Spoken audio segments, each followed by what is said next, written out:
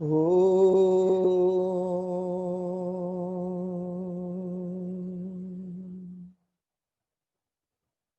Sahana Vavatu Sahano Bhunaktu Sahaviryam Karavavahai Tejasvinavadhitamastu ma vidvishavahai. Om Shanti Shanti Shanti.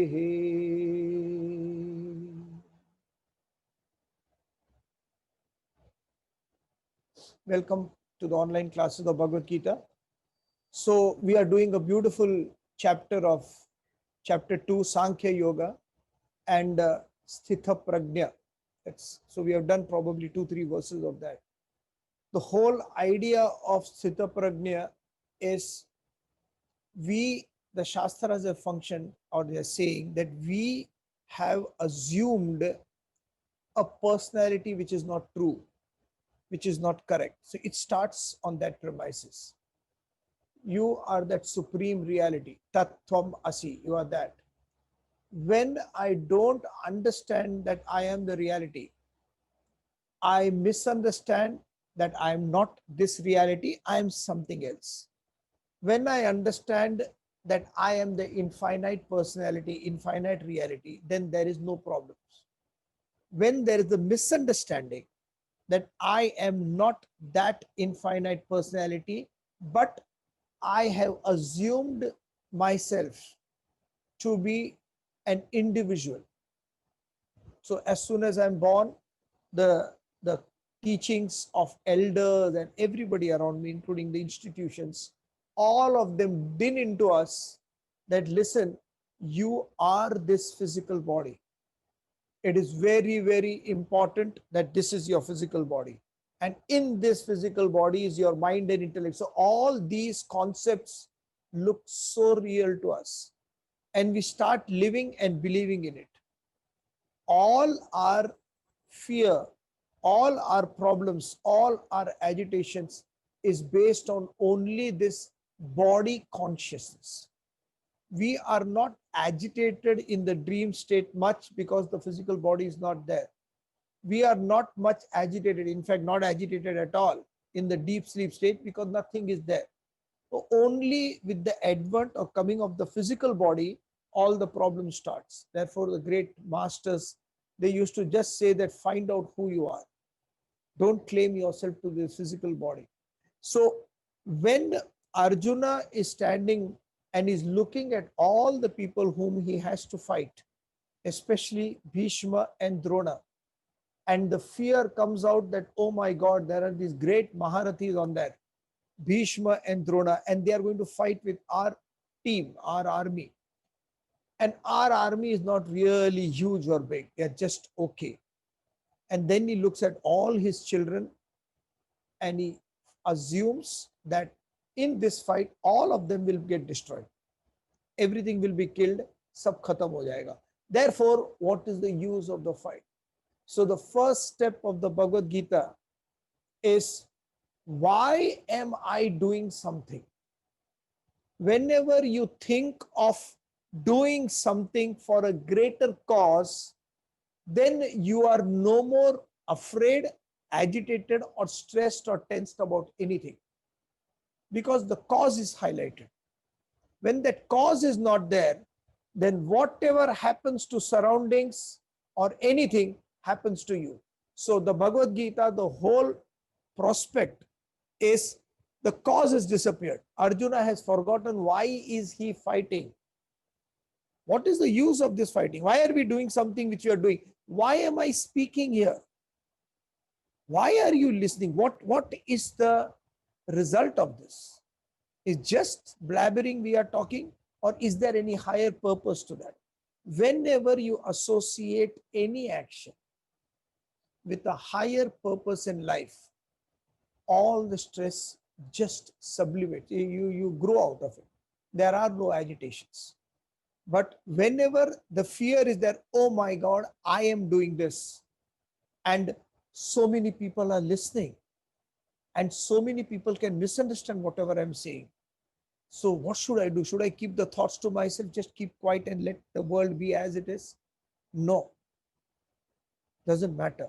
That fear of how will the world react to an error of mine goes away. Doesn't matter. It's okay. People do mistakes. I have done so many mistakes in my life, and all the so-called Mahatmas who actually claim that they are the divine personality have done a lot of errors. There's nothing wrong in that. The only difference is, out of those errors, what do you learn? So the whole Bhagavad Gita premise is that whatever you are acting, you are walking, you are dancing, you are singing, you are taking lectures, you are doing your activities, you are earning money, you are maintaining a family, all these activities, just one question: why are you doing it? As soon as you come to the indication, the right cause of why am I doing a particular activity, things change. Three people working to make a temple. I've given this example before. One person is chiseling the steps of the temple, in fact, the corridor outside. And a rishi goes there and says, what are you doing?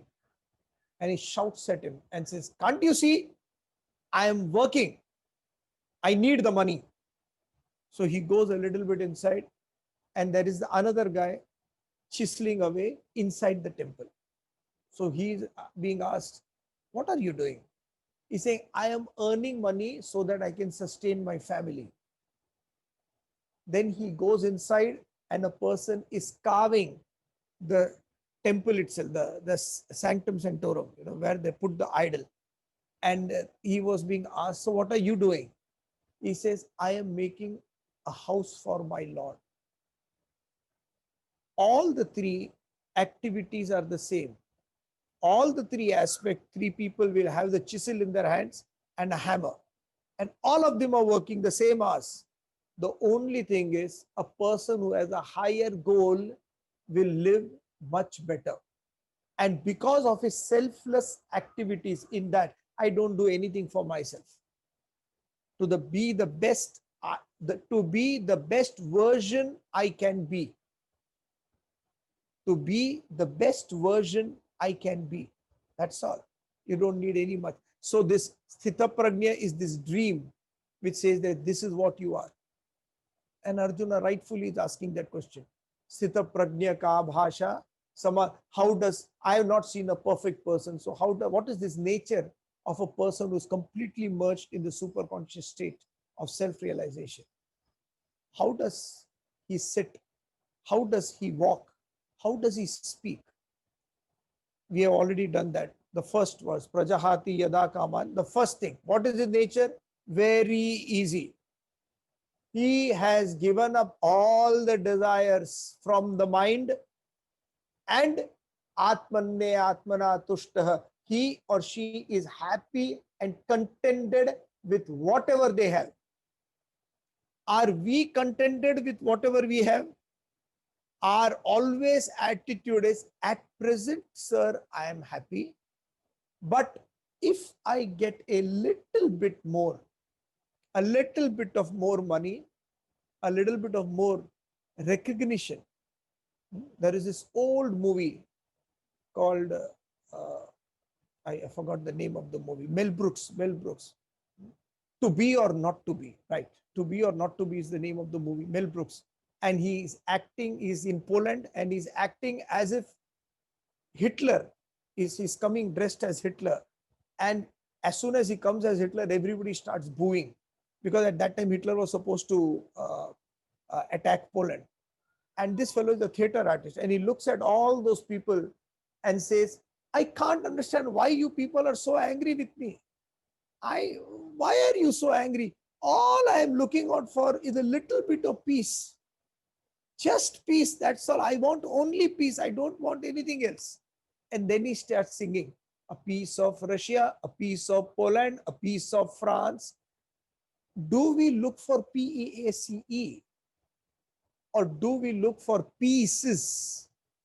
When we look out for pieces, is in commerce, third year BCom, there's a math sum. It is called piecemeal distribution. When we look for pieces, I have a father-in-law problem. I have a mother-in-law problem. I have a daughter problem. I have a son problem. I have a husband problem. I got a wife. When we are looking solutions for these pieces, you may get the solution, but the problem will not go. You may get a temporary solution for it. And here he shows this vision saying, I am completely contented. At present, whatever I have, I am happy. That doesn't mean I will not go for better. Of course I will. But you ask me at any time, I am contented. Like Terry Fox, please, I keep on mentioning this movie and I'll keep on mentioning a lot of movies. Watch these movies. I've given this homework to other children's class. I may give you that also. Watch a movie start to finish without batting an eyelid, without running in between. Phone calls are switched off, bells are switched off, and you watch it. So when that happens, Terry Fox says, why are you running? What is the use of all this running? He makes this one beautiful statement. He's saying, you know something, Doug? If I die now, I die happy. In this one statement, one pithy statement, small statement, is the definition of contentment. Atmanye atmana tushtaha. I'm completely contented in the way it is. We'll keep on functioning. Things will come. And when this happens, this is the nature. Then we did the second verse. Dukkheshvanu dvigna manaha sukheshu vigata spraha vita raga bhaya krodaha stitadhir muni ruchyate. That person is called a muni, oh my Arjuna, who when he gets sad is not saddened. When he gets happy, he doesn't jump with joy. That means he feels sadness.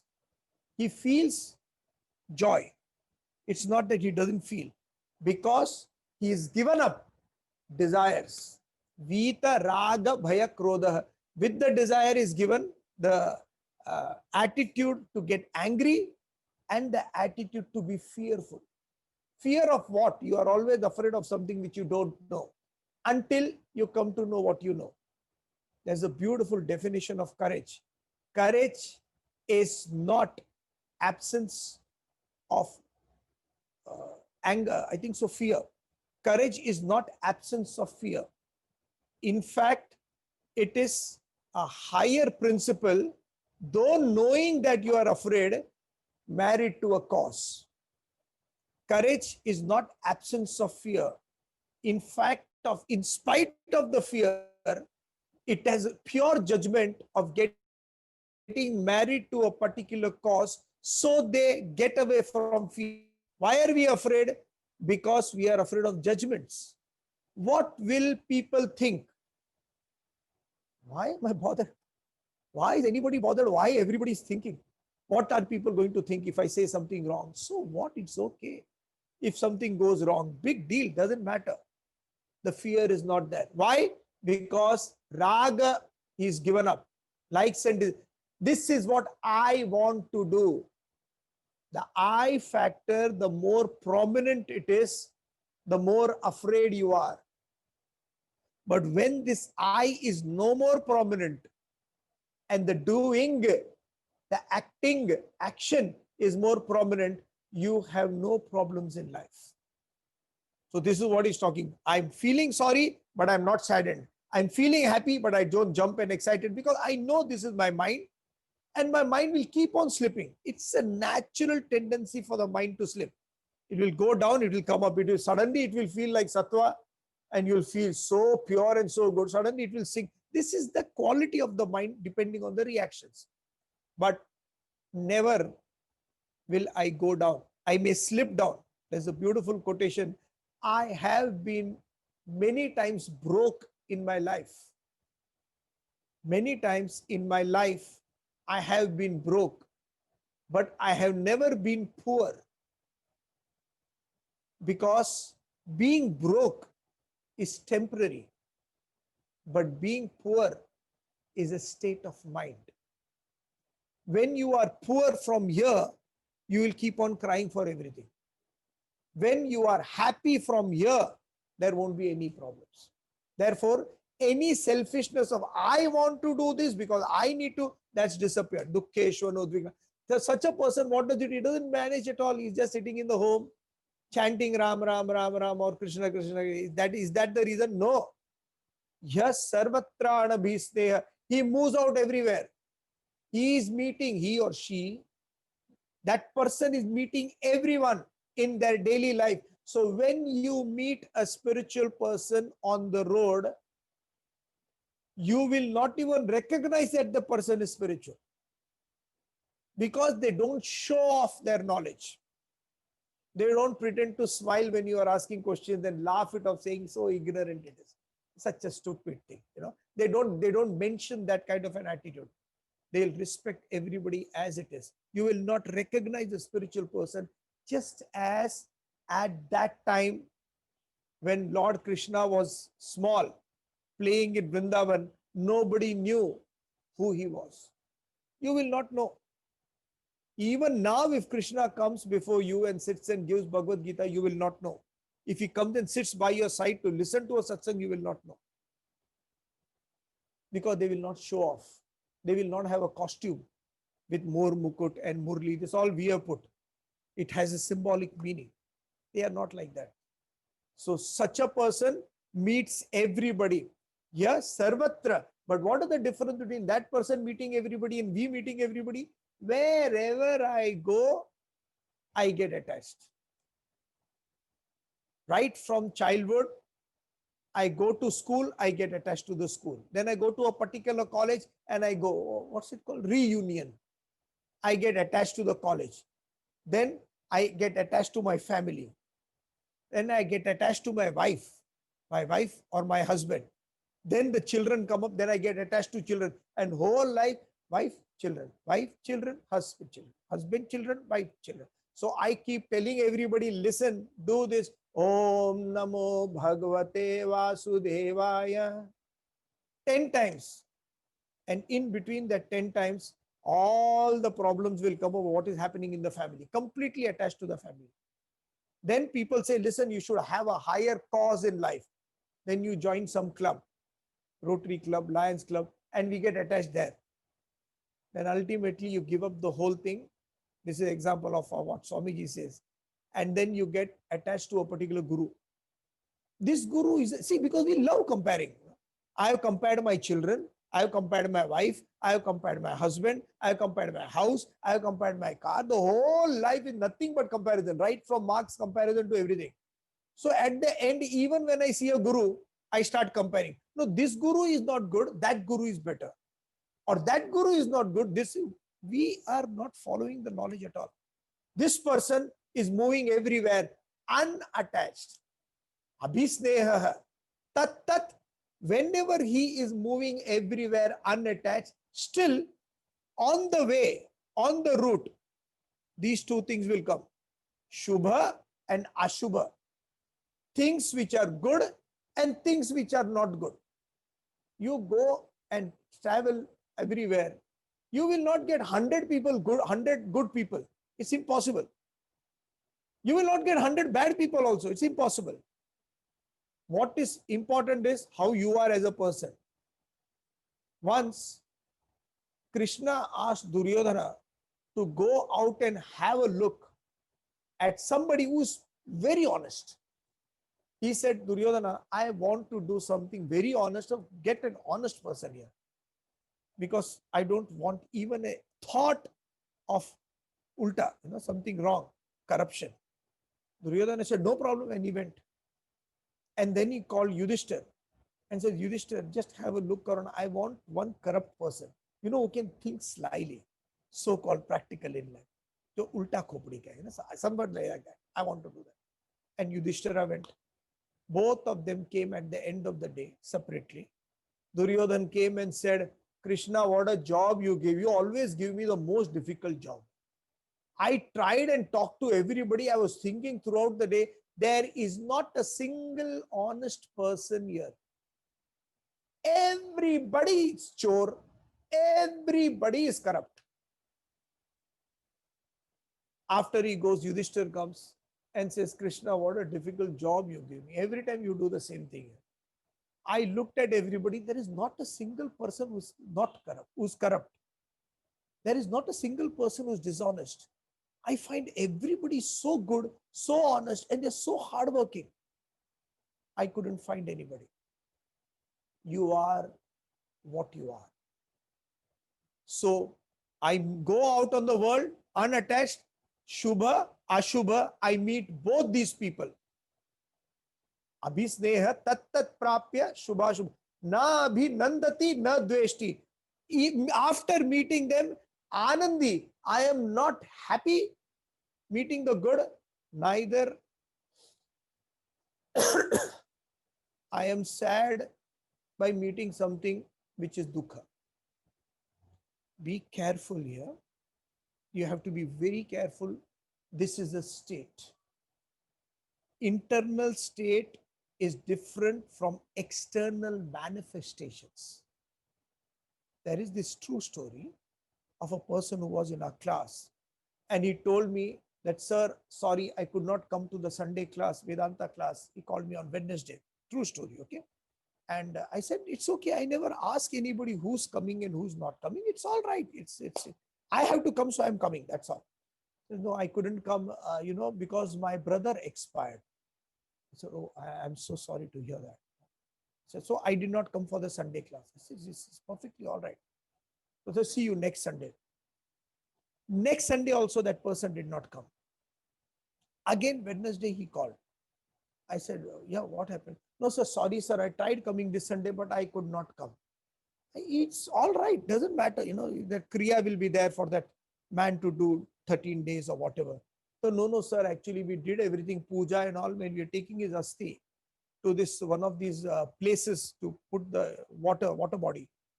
And my child was there. And it's a true story, okay? My child was there and that brother's child was there. And they were playing there. It was at an elevation. So I saw that the brother's child pushed my child, 7-year-old boy, and he fell down and drowned to death. It's a true story. Okay? He drowned to death and he died.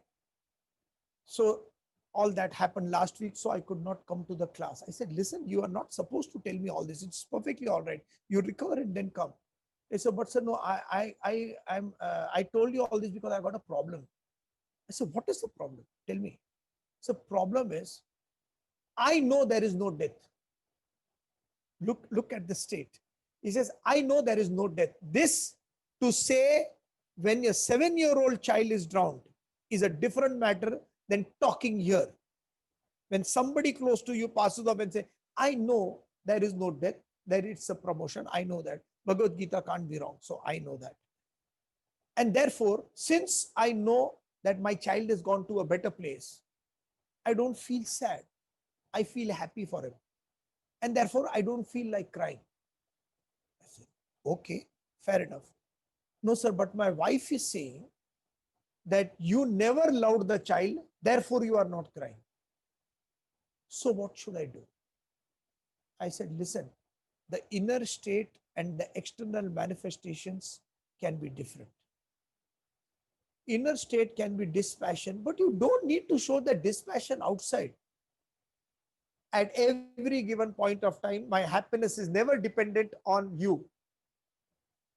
I am happy with you, but never for a moment think that my happiness is dependent on you. You don't need to tell that to your husband or wife or children or father or mother. It will create a chaos. This is a feeling inside. Similarly, from within, you can be completely dispassionate. Externally, act however the world wants you to act. But internally, you understand what is right is right. I don't want to tell anything to anybody. So this is important. Yes, sarvatra abhi se tat tat prapya shubha na abhinandati na dveshti. I am not happy, neither I hate anybody. Tasya prajna, that person is called asthita prajna. prajna, his wisdom is completely established. Now we are going to do the third verse. Just 5 minutes and we'll continue this verse eventually. Yada yada samharate chayam kurmongani vasarvashah indriyani indriyarthebhyah tasya prajna pratisthita. When, like a tortoise drawing in its limbs on all sides, he withdraws his senses from sense objects, then his wisdom is established. So now he is talking about how does this realized person speak. Speaking is done, is speech, tongue, mouth. That represents the organ of action. In the Gita, they always say that when you talk one, it represents the organs of action. So how does he interact with the world? How does he act with the world? Very easy. No hurrying and worrying. Oh my God, this happened. Oh my God, this happened. Chill. Relax. Go at your own pace. You know, I always tell this example of the Titanic. When the Titanic came and he hit the iceberg and the Titanic drowned and so many people, I think so 2,200 people, I think so, they sunk to the bottom, poor souls. How did the Titanic meet with an accident? Everybody says it is because of the iceberg. Anybody who's a proper student of Vedanta know that it was never about the iceberg. It was about ambition ignited by one person into the captain, saying that at present the Titan is moving at a particular speed, but if you increase the speed, it will reach its destination 3-4 days before it's supposed to reach. And once it reaches, your name will be in golden letters. This is the captain. At the last voyage before retirement, he successfully brought a ship 4 days before. Your name will be written in the letters of gold. This person instigated the captain, and therefore the captain increased the speed from 40 knots to 60 knots. And when the speed was increased, they saw the iceberg, but it was too late for it to take the turn. They tried everything, but because of the speed, the momentum was already created. Here, Krishna puts it very beautifully.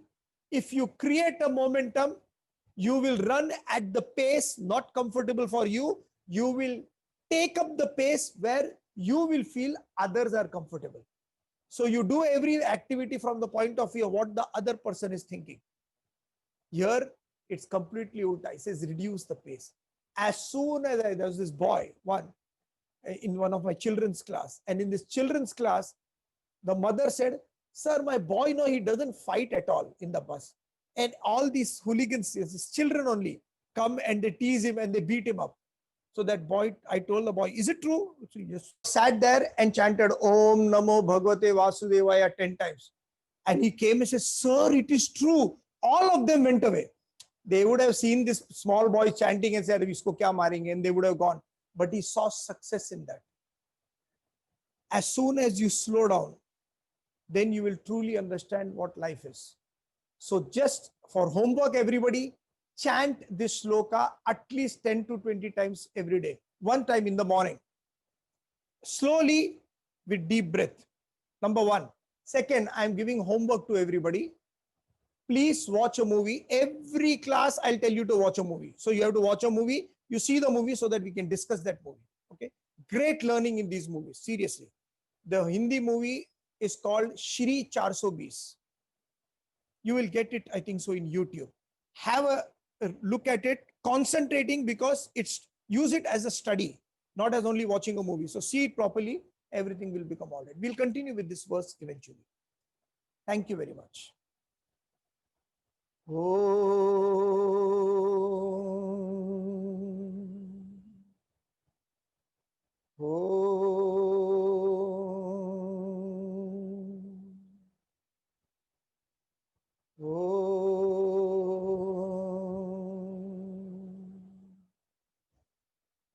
Hari Om.